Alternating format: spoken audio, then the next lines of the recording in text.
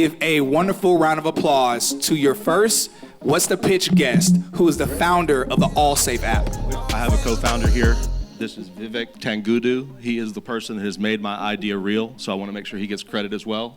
Thank you for all your hard work.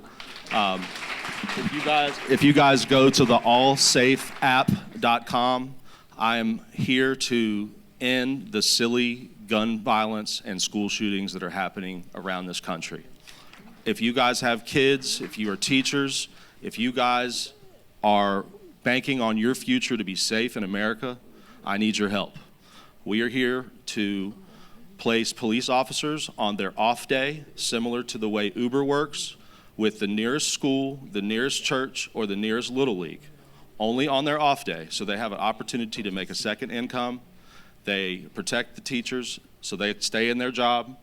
All of the kids feel safer so they come back from homeschool, and that provides an opportunity for each household to have 2 incomes if there's 2 parents available, and not just one, because somebody has to stay home and watch the kids to teach them. We are also putting the peace of mind back in America.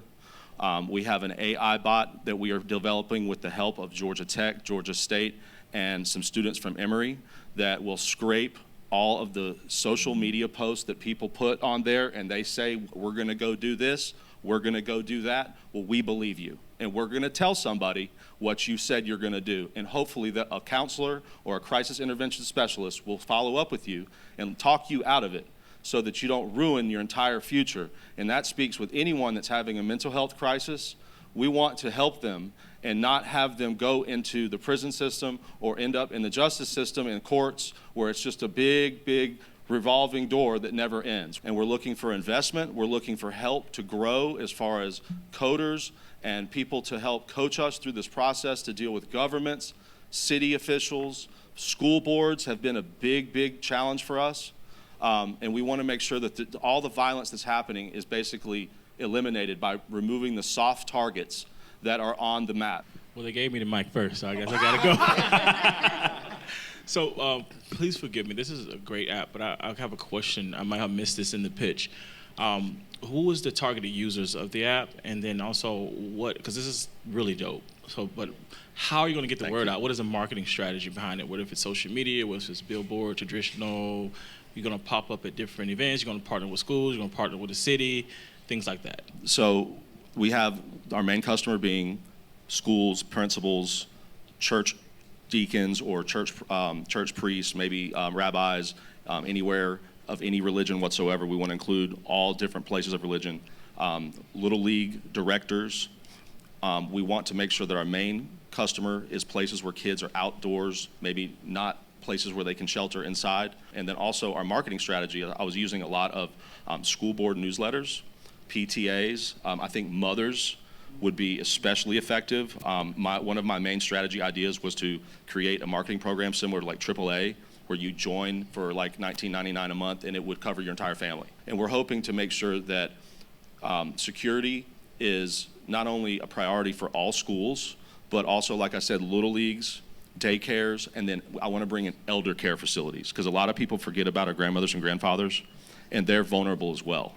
Hi, thank you for your presentation. So, question, you did mention that you have an AI software that is, I guess, scanning social media websites, and I feel like any public post, not on their private pages, but Okay. a public post, if somebody says, we're going to go shoot up the parade, we're going to go blow up the football game, we're going to go do this, it will snap a screenshot and email the principal of the school, the parent of that registered student, just a screenshot of what was said.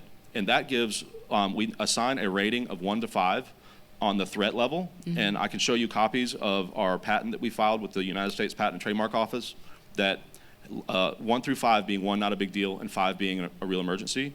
And the levels 3 and 4 integrate counselors and crisis intervention specialists that are in regular clothes, that are not going to approach with a gun or with a uniform on. They're going to be like a mom or a dad figure.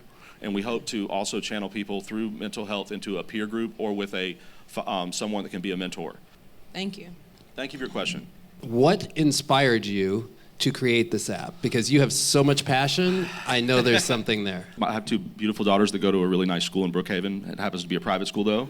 And after Uvalde, Texas came out and the confusion and the disappointment of that response, and how so many children were unidentifiable by anything except their shoes, just made me sick to my stomach, and something in my brain kind of proverbial snapped, to where I said, I have to do something about this. And so I went to the school, and then they referred me to the Archdiocese of Atlanta, and then who referred me to the Vatican in Italy. Wow. And I said, so what, you want me to call the Vatican about my kids here in Brookhaven? And they said, well, that's who has to prove the safety of the school. And I said, well, you know what, I'm going to take care of this myself. So I identified a law that is 20-2-1185. If you guys would look up Georgia Title for Education Code 20-2-1185, that is a law that requires all parents and students be included in the planning for school responses, and it's not happening. So I went to the Georgia Capitol while the session was ending. I spoke with all the lawmakers on the House and the Senate side, testified on both the House and Senate committees about having this done. So next legislative session, we're going to have on the top of the stack to include private schools, not just public schools. Bravo. And so that's one thing. Okay. But that's not the whole solution. Fair enough. Yes, sir. Okay, here's some thoughts. Okay. And some rapid fire, hopefully some answers from you. Are you looking for funding? Please. How much?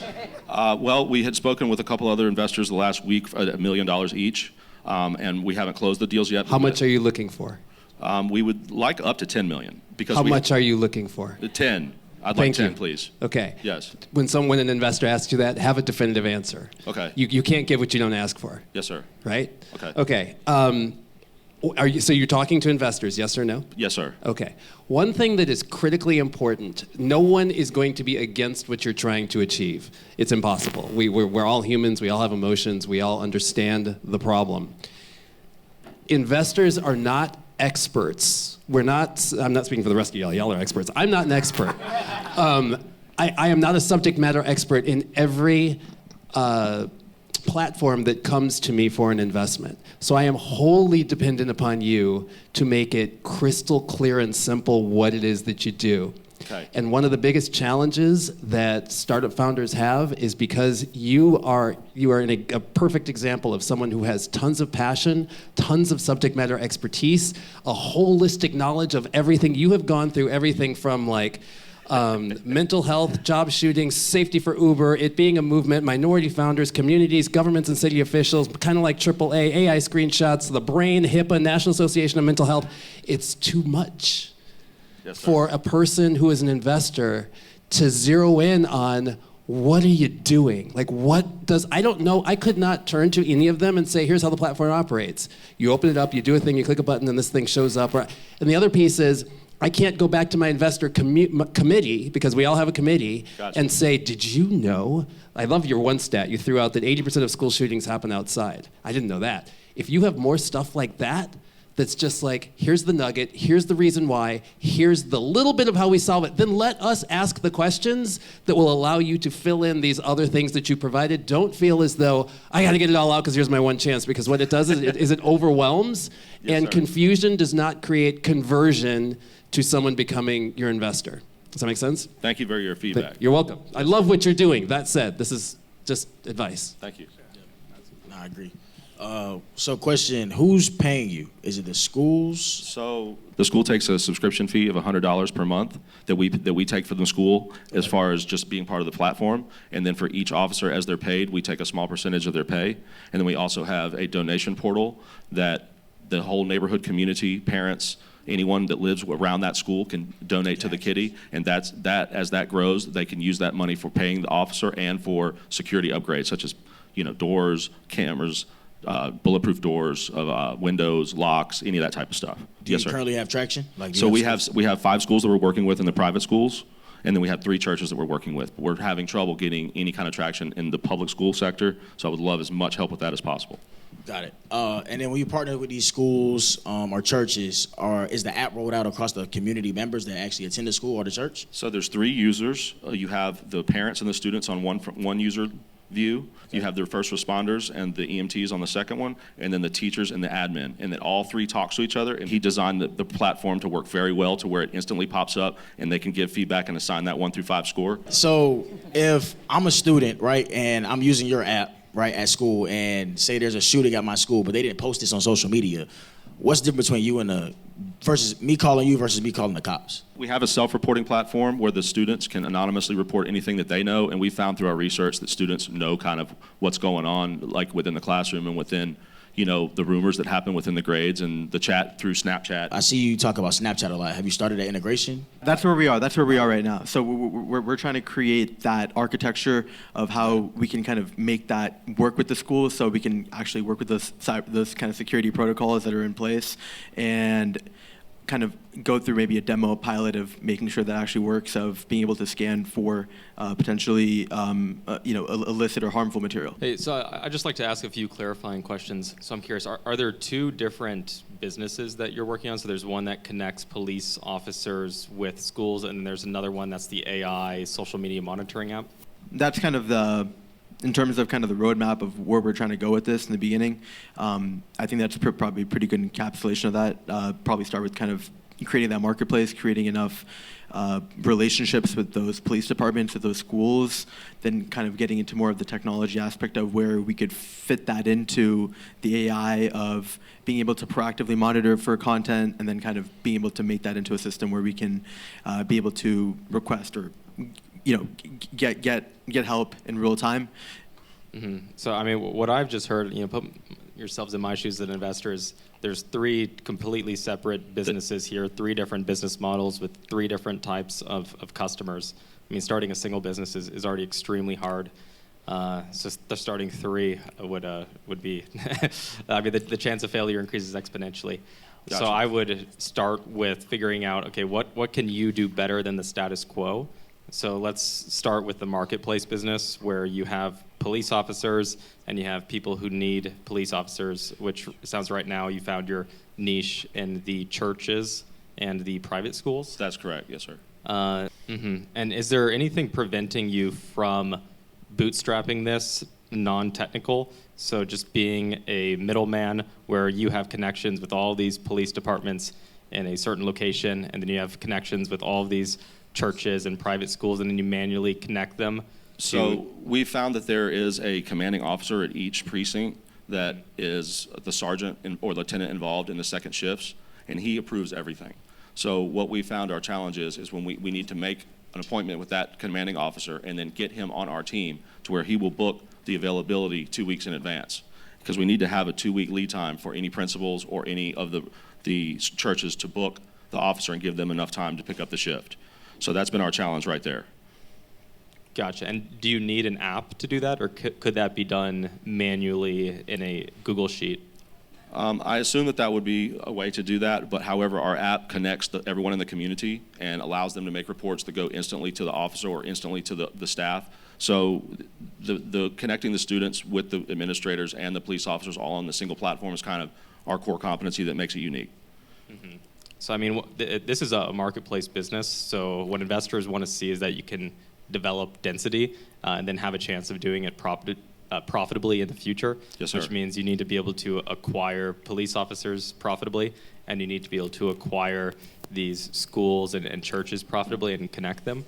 So one of the ways you could reduce risk significantly in your business, if you could start by doing that manually and prove that you know how to acquire both sides, start generating money, be a profitable company.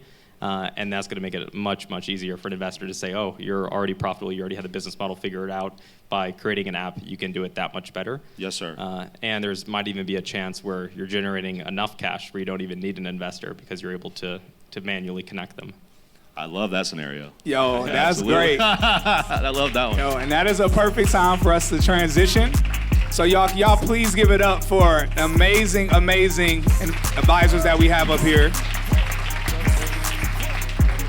And also, please give it up for the founder and CTO of AllSafe. Appreciate you, bro. Yes, thank you. Thanks for your time. So Keith, you asked a question at the beginning of it. You had asked him about his marketing strategy. And of course he gave an answer. What were your thoughts on his answer? Was it something that you felt did he actually answer your question?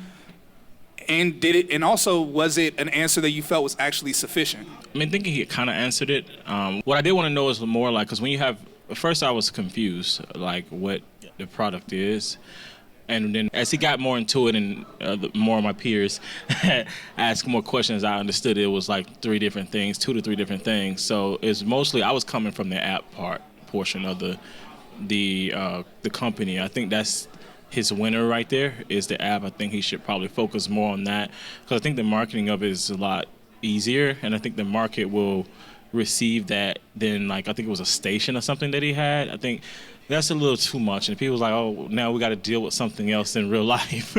Yeah, I would just kind of add that I think he has bitten off more than he can chew currently.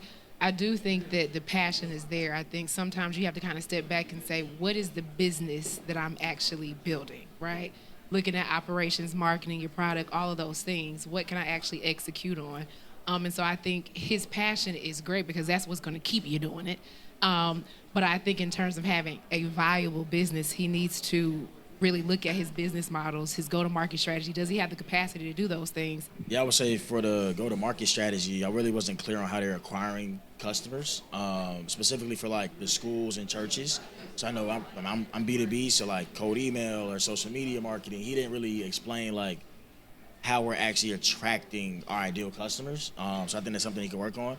And also just to piggyback, just like clear communication, like straight to the point, cut to the chase, give me what the problem is, give me what the solution is, how I make revenue, and why us versus the cops, honestly. What we heard was kind of a little bit more of like a manifesto. It was a little bit more of like what you do, maybe to a social venture, but maybe not a social venture, but maybe if you're just trying to get an audience inspired to support you. And he did kind of say that. Download the app, get behind me. We need your support. If you know churches, if you know schools, if you know communities, I'm down, this, that, and the other. Still a lot of information. But there is a reason why you've got to be so strategic when you're talking to a VC. And one of those major reasons is they are hearing 20 pitches a week.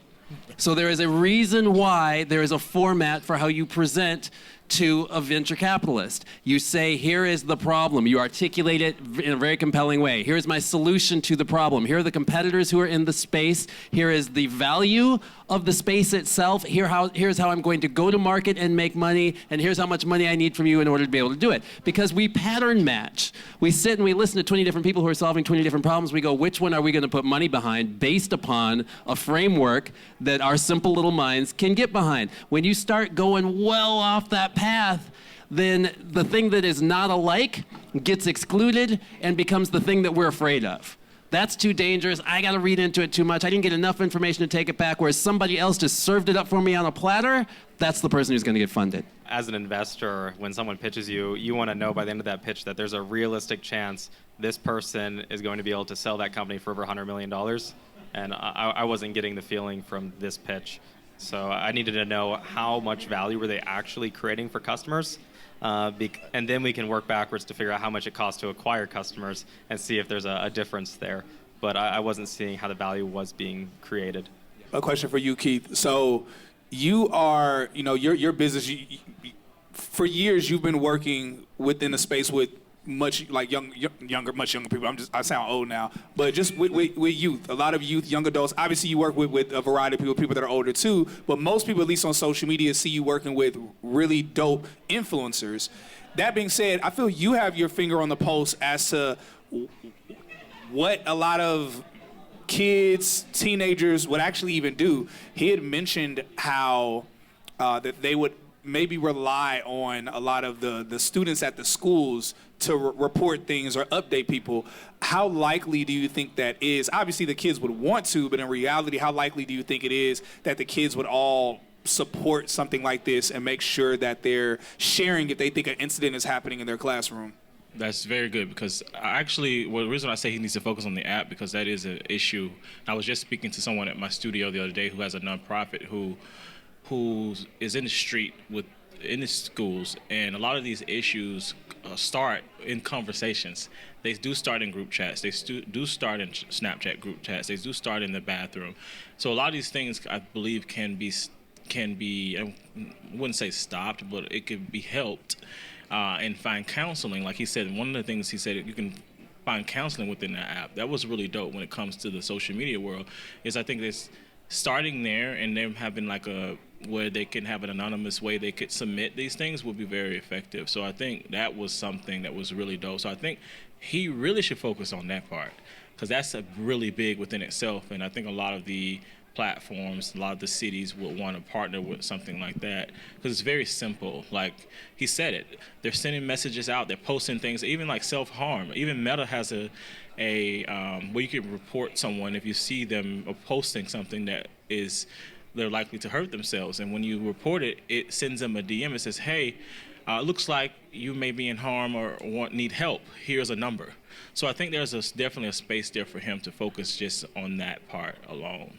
Something that you said just made me think it would be interesting if you got to the parents such that there was an adoption that any phone that they buy, this app scans all type of activity that is taking place, whether if I'm on a post and it's, suicidal and I've spent 5 minutes on that, or like if I posted something. So I think it would be interesting if you sold it to me as a parent that like any phone that you buy for a young person, this app, if you have it on their phone, they're able to, obviously there's data protection, but if you're getting that buy-in from the parent, this child is under 18, then we can see a lot of these things that are happening. So the messaging, what you're posting on social, all anything that they're doing here, I would say, if they had that purview. Yeah, kind of like those tracker apps where my mom was like, put this app on your phone, what I mean? Exactly. So I think if he niche it down more, he has a good space to work in, I agree.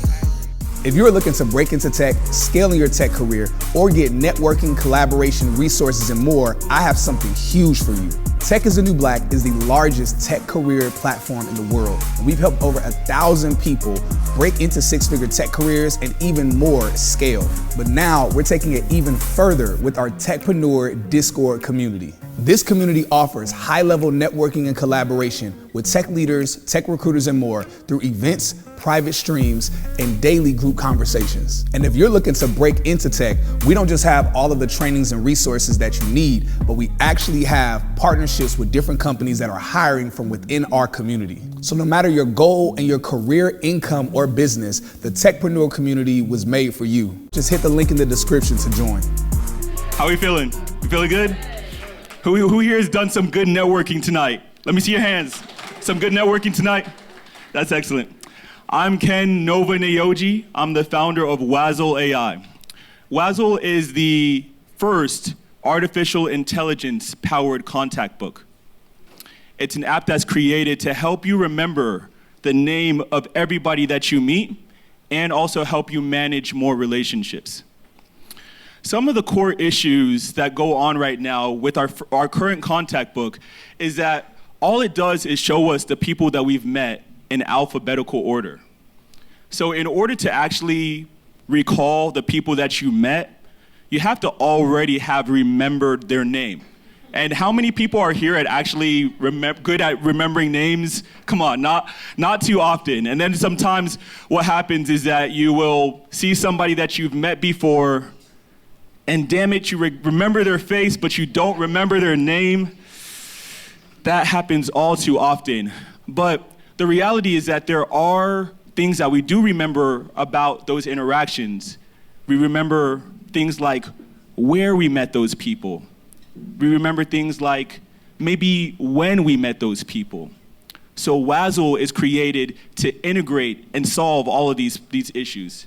Not only are there phone numbers, emails, business cards, now there is the ability to connect with LinkedIn, Snapchat, Instagram. We wanted to create a solution that integrates and aggregates all the ways that you can possibly connect with people. So the two layers of Wazzle currently is, first of all, helping people remember the name of everybody that they meet, and then from there, going on into helping people manage relationships, actually process relationships. So in summary, Wazzle AI is not just an app. Wazzle is a revolution. We're using artificial intelligence and our simple application to be able to facilitate ease of building and managing relationships so that we can actually bring into fruition the ideas, the possibilities that can come into fruition. Now, with that being said, I welcome any and all questions. Thank you. How are you making money? Is it B2C? Absolutely. So there are a number of different ways that we're going to be making money. Wazzle has 3 different tiers. We have Wazzle Plus, Wazzle Premium, and Wazzle Enterprise. Okay. what Wazzle Plus is bringing to the stage is that it's going to be bringing the ability to customize the application. Most CRMs that are created are geared towards a business. Wazzle is a CRM that's created for our personal lives. So it's created to actually be able to help people manage their relationships. So, and aside from it being a business tool, we're actually leaning towards making it something that's useful for the youth as well, for people of all ages. We see this as something that's going to be for Gen Z. Gen Z is going to love this. So what we're doing is we're creating the ability for people to customize their interface in the same way that people were doing with MySpace. And from there, that will make people have a closer relationship with the tool. That's going to be Wazzle Plus, as well as for versions like Wazzle Premium, where we're using artificial intelligence to be almost like a secretary. These are tiers that people will pay for. Do you know your pricing though? Yeah, we do. So with Wazzle Plus, we're at about, I think if I can see it over here, about $60 a year. For these are B2C products for Wazzle Premium at about $150 a year, and then for our enterprise solution, where we also have versions that are going to be used for being able to help people with personnel issues, or just helping people know all the personnel in organizations. How do you plan on competing with Slack from a B2B perspective? Well, Slack is used by a number of different people for different purposes, for managing conversations. And within our flexible interface, we believe that Wazzle can be used to be able to be a little bit of a disruptor in its own way. Whether we use it from an API perspective or we're able to bring about competitive functionality that a different market may want to use. Thanks for the pitch. I just want to ask a few clarifying questions first. So is Wazzle a messaging platform, or is it only hosting data? Wazzle is it hosts the data. Actually, it reads and also hosts data as well. But aside from that, we also have it also facilitates messaging as well. Gotcha. So V1 of Wazzle is competing with default contact apps. Is that right? Absolutely. That's correct. Gotcha. What's your single biggest advantage compared to default contact apps? The home interface actually shows you the people that you've met in reverse chronological order. So what that means is that when you go to an event like this and you've met a whole bunch of people and you're trying to remember who are all the people that you met, on our home interface, the first thing that you see are the people that you've met last night, right? So that helps a lot for memory, as well as also being able to see the location of where you met the people. So Wazzle automatically, saves the location of where you meet people. We make a one-time API call. We don't track where you are. And then aside from that, we also have, pretty much some of the different features, relationship incubator. On top of that, Wazzle is also integrated with your phone contact book. Mm-hmm. And how much money are you looking to raise? Right now, we have a $25 million valuation, and we're raising $5 million for 20%.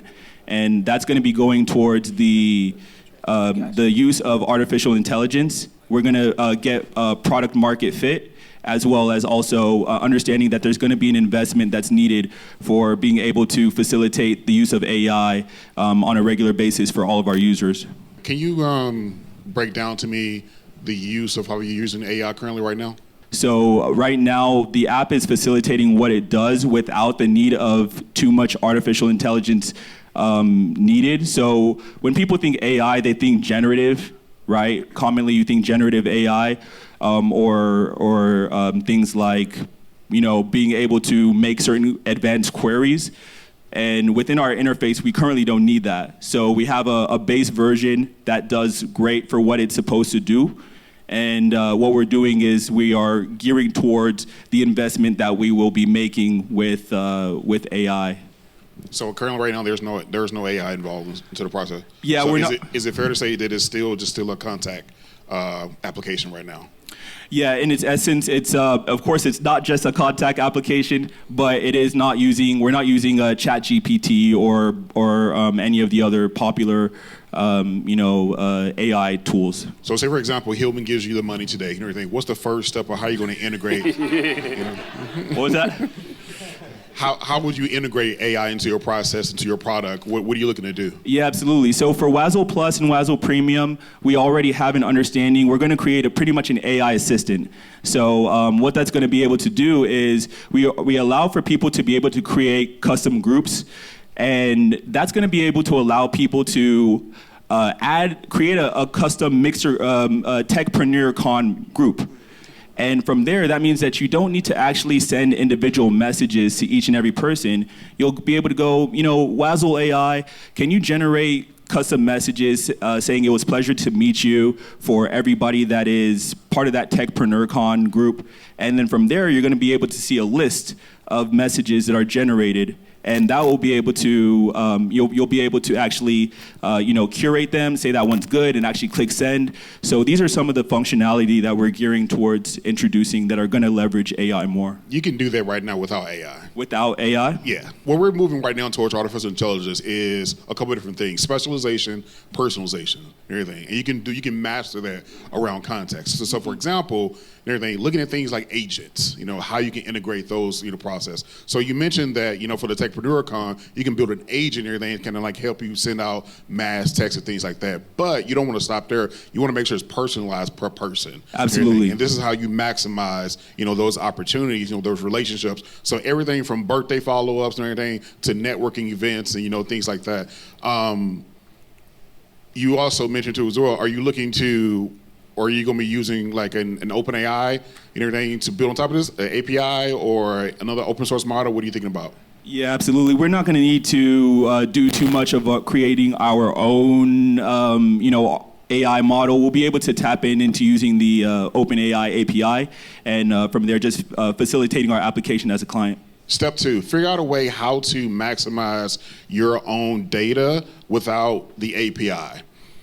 Meaning, there's a lot of companies right now, that went away when Twitter closed their API. Facebook did the same thing. Mm-hmm. And we're starting that process over in the realm of artificial intelligence with things like Perplexity, OpenAI, Hugging Face, and things like that. A lot of us, what we're doing as startups, we're just simply making API calls, which is a big mistake and everything. Because eventually, what they're gonna do, they're gonna start closing some of those doors again. Figure out a way how to maximize your opportunity, building on top of. So you got open source models, you got things like knowledge graphs and stuff that you can incorporate stuff to as well, that you can just simply have communicate with an LLM and everything instead of just doing an API call and everything and building from there. Yeah, I love the feedback. Some of the things that to what you're saying is we're not going to want to create an API call for, some of the messages that are just like common outreach. We want to be able to allow people to create templates that are going to be hosted within our own application. And that way, people will be able to just go ahead and send those instead. All right, so we just finished watching the What's the Pitch from Wazzle AI and Ken Naoji and him breaking down Wazzle AI. So we got a lot of different things to discuss with it, but when we have a limited amount of time, so I'm going to go ahead and start off with Marlon. Marlon, you asked him a couple questions, but the first question that you asked him straight up, you being the AI guy, you asked him, you said, hey, how is Wazzle AI actually using AI? And to his point, he said that they are currently not using any AI at all. So my question for you, Marlon, since they're not actually using AI, they're not using generative AI at all, but they call themselves Wazzle AI. Like, do you feel as if they are just piggybacking on the AI hype while technically right now being dishonest while like piggybacking on that name? Or do you think it's fine for them to do that since they have plans for it in the future? Yeah, so I think it definitely feels like he's piggybacking off the name, or the wave and stuff with artificial intelligence. Fortunately or unfortunately, he's not the first to do this, and he's not even first to do this within markets as well. I mean, we saw this happen during mobile time too as well, where everybody claimed that they had an app at one point, and then you find out that it was just a website and a wrapper, as well. And so the consumer feels that. And I would immediately suggest either, rebrand, rename or something until, he does get to the point where he can integrate generative AI, as quickly as possible. And there's ways to do that sooner rather than later, especially, I can't remember if he's technical or non-technical, but, there's ways to do that, sooner rather or later and anything. And so there's OpenAI does they have a cookbooks examples of multiple different use cases, even around messaging that he can integrate. And if it's non-technical, looking at things like Make.com and Zapier, how to integrate those things. But I think it was the first thing I would definitely recommend, because the consumer can feel that it automatically builds distrust and everything, because they'll definitely quickly understand, like, hey, okay, there's no difference, here that this application versus this another application, which is going to increase attrition and stuff, in his part. And so definitely either rebrand real quick or hurry up and integrate some type of AI functionality into it. Yo, that's good. Definitely share some of the sentiments that I had. You definitely took it a lot further, though. So he mentioned that they have plans to integrate AI within the future. And he said that the AI is going to do things like generate custom messages that will automatically be sent out to people from the event. Something simple like, hey, it was great meeting you at TechPreneurCon or wherever that they met the person at. Is that actually AI? Do you feel that that was a satisfactory answer? Like, what are your thoughts on that piece? And what's something else do you feel that he might consider instead? It doesn't necessarily have to be AI. I mean, we're talking about just SMS capabilities with something like Twilio. But you can wrap generative AI and stuff into it. It can be customized messages. But I mean, then from there, like, what is the data that you're getting, per user to understand that it's customized messages? Are they going through a proper onboarding strategy? To understand like what type of information you're gathering, from them in real time, to be able to send these messages.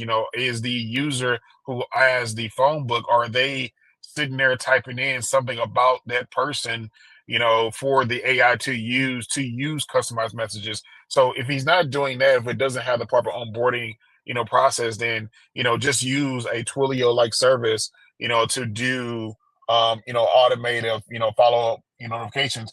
And but also too, even if he's not, if it's a native platform, then just use push notifications. If it's a non-native, platform, then you use something like text messages.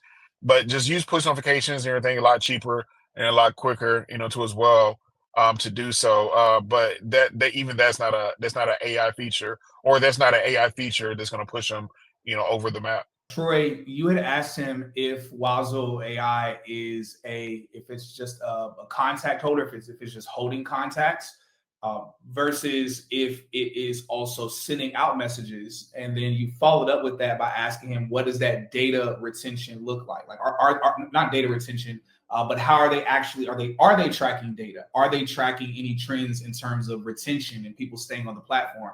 He mentioned that they're currently not doing that, but he mentioned all the other plans that they have for other features and updates that they have on the roadmap. My question to you is, do you feel as if they should focus more on the current data that they have and more on looking at trends, or do you believe that they are looking at the right direction, where it's, instead of focusing on tracking what's currently happening, they're instead trying to focus on what updates they're going to make in future ideation? Mm-hmm. Yeah, I went through this one myself, building course careers, where do we just move fast and keep building features, or do we try to measure everything we're building and see, are we actually achieving the outcomes we set out to achieve? And I know he was saying how he's getting great adoption, so people are downloading the app. But whenever you're looking at a consumer app, I think there's a stat out there, people only use like 7 apps on a daily or weekly basis. So here, the competition is really fierce. And as a contacts manager, you can reasonably assume whenever someone meets someone, they're going to add them to their contacts manager. So are they opening Wazzle, or are they opening their default one? Over a 6-month period, you should pretty clearly see they're using Wazzle. And if they're not, then you haven't reached product market fit, and you need to keep trying to search for it before you layer on features. Hilmon, you've been in an investment seat a lot, probably more than all of us combined. When you hear some of the things Troy is saying, and then you pair that with what Ken was mentioning, as an investor and advisor, what would you usually advise someone in a scenario like this? Like, whether he's going the direction of trying to build out extra products and features, or should he focus on more data to be able to present that data? Like, what actually matters to investors during these conversations?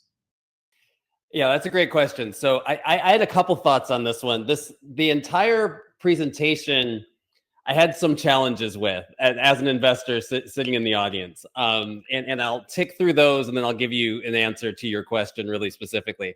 So the first is that when you come out on stage at a night event in a dark place with sunglasses on, and you're not Joe Biden, like there's like, it's a little bit of a thing, man. You got to kind of state, we had a chance to talk to him afterwards, and I asked him directly, I said, do you have light sensitivity issues? And he said, yes.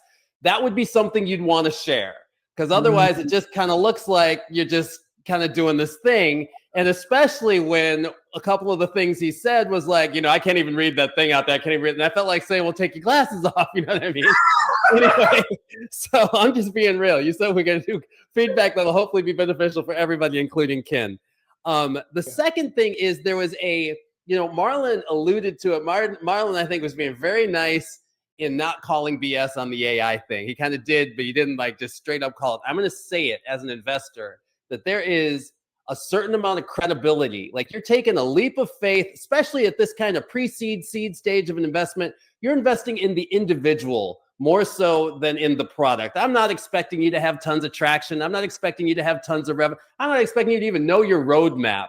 What I'm expecting you to be is someone who's passionate about what you're building, who seems to have the competence and the confidence to pull it off, and someone who I can trust. Now, when you start BSing me, and I am no Marlon Avery. I'm not a techie, right? But I know enough peripherally to know that there was no AI attached to this thing. I know enough peripherally to know that the roadmap was aspirational. It was not, and I don't know if this is just a function of using the proper verb tense in saying like Wazzle will be this versus Wazzle is, or if it's just kind of like I'm affirming and stating my truth because I want it to be and I want the universe to respond. But like whatever it is, there were some things that Wazzle was that Wazzle ain't. You know what I mean? So what's important from an investor perspective is to be able to tell me the truth of where you're at, the truth of where you kind of think you're going to go directionally, and that whole piece. One other last thing on the credibility gap, and this is huge. There was a moment, and I was sitting next to Lauren. There was a moment, we both kind of whispered this to ourselves. There was a moment where he said, there was an ask. Someone said, what are you asking for? And he said, I'm looking for $5 million, and my company is valued at $25 million. This is just after he told us that he had 1,000 users across Android and iOS, right? So first off, that's wild. That's some crazy mess that you think you got a $25 million valuation. That's just off. But the worst part was 13 seconds later, if y'all want to run the tape back, he clicks to a slide that said his ask was $750,000 for 10%.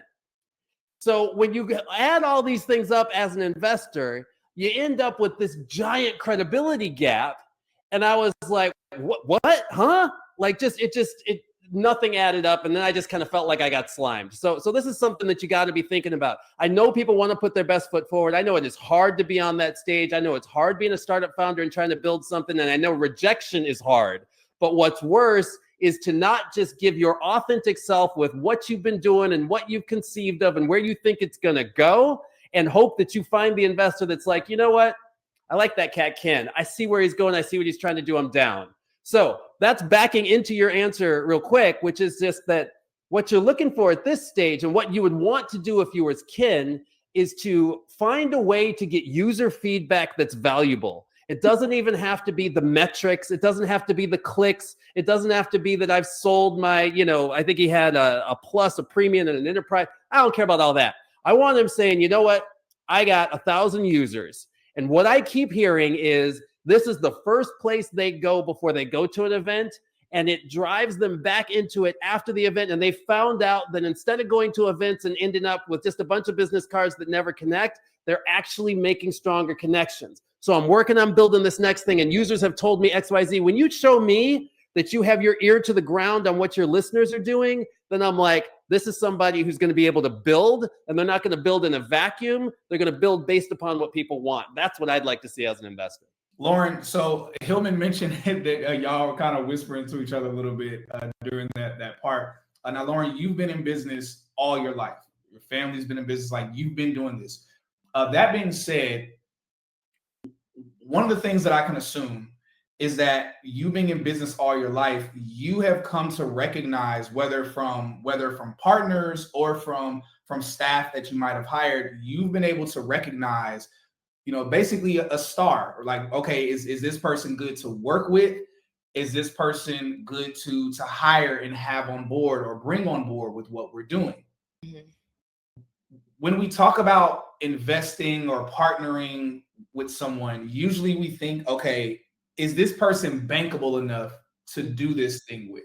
But when we look at Wazzle at this point, and we look at the way that he was pitching it, ultimately just the way he presented himself overall, would you in your mind think, okay, this is something that's bankable at a $25 million valuation? Obviously, there's so many other questions we have to ask. We don't know everything top to bottom about the business. But in your mind, like, what are your thoughts when it comes to that piece based on your history and background? Yeah, I would say that, I wasn't really sold on the problem that he was solving such that it was better than anything else that was out there. So off rip, there is no $25 million valuation because it's not a need, right? And I think secondarily, like, Hilmon said, is like to present a deck and then showcase that you're asking for $750,000 and it's 10% valuation. It's like, is this the right deck for this place? Or did you switch up in real time and say you wanted to, And so I think when you think about bankable, I think it is your integrity, right? It's just like, and your preparation, right? So it's like, it doesn't matter where you are in the stage of building your company, but it's like, are you coming with a certain level of integrity so I can believe you? And if you're not prepared, then it's like, no, I can't bank on you. You know what I mean? And so because I feel like that's the least that you can do is present a certain level of integrity, also present your numbers correctly. I mean, that's the bare minimum, right? And so I would say that's kind of where I sit with it. I do think there is value in what he's creating. I do think he needs to kind of get down in the weeds and get sharper and, cross his T's and dot his I's.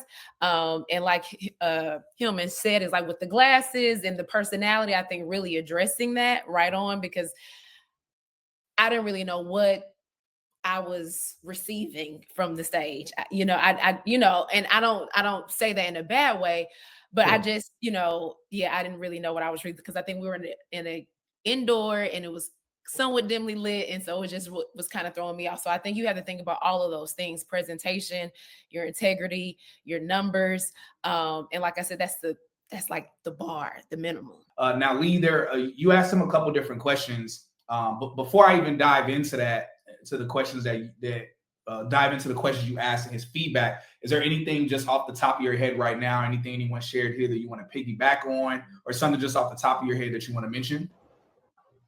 I mean, y'all was kind of thrown off by the valuation as well, just from us raising like a pre-seed round and knowing the numbers, it was kind of off. And it kind of made it seem like there was a little. Actually, y'all raised money. Yeah, like I'm like, there's no way, absolutely no way. But other than that, it just makes founders like that look a little premature. So I think if you don't know, then don't speak on it. Like you don't got to be an expert, and don't try to do something that you're not. You're not an expert at, or speak on things you don't know. I think a lot of people try to do that, and I feel like you just put them in a bad light. And I'm the type of guy, like, if I don't know something, I will tell you I do not know it. Yeah, it's okay, but you'll be fine. Like, you don't have to know everything, and nobody knows everything. So that's just my advice off rip. But other than that, looking forward to the questions. Yeah. So you asked him how they're making money. Yep. And of course, he mentioned those various different pieces in terms of Wazzle Plus, Wazzle Premium.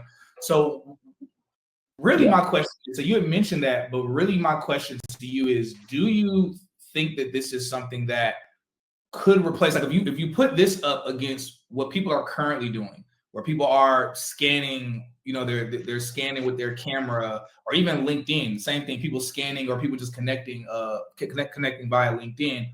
Is this something that, and I'm not even talking about the version of Wazzle now, but the version that he spoke about, is this something that Like, yeah, I could see this like actually being a threat to that way people connect. I could see this being a real opportunity for people. Like, how much of that would you say you do or you don't see that? Yeah, I would say I think a personal CRM is most definitely needed. I don't know if it's going to be adopted though. Like personally, I still use LinkedIn to connect with people. LinkedIn Sales Navigator to save my lead list.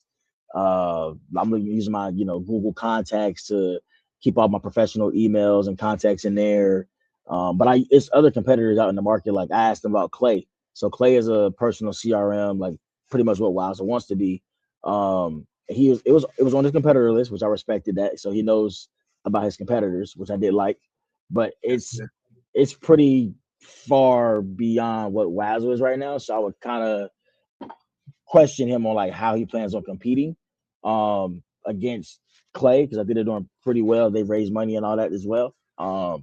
So I think he has a little bit of competition there.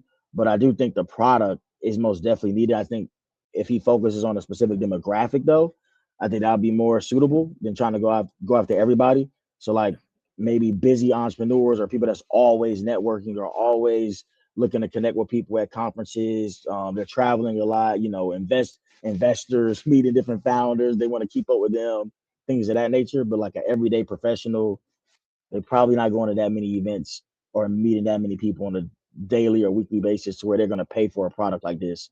And I think he mentioned something about a B2B or like enterprise type pricing as well. I didn't really understand how that would necessarily work from like companies paying for it for their, I guess, employees to keep track.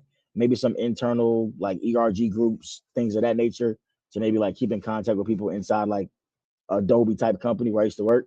Maybe that could work, but I think Slack does that pretty well. So I don't really see that being a value add to any enterprise software or any enterprise company.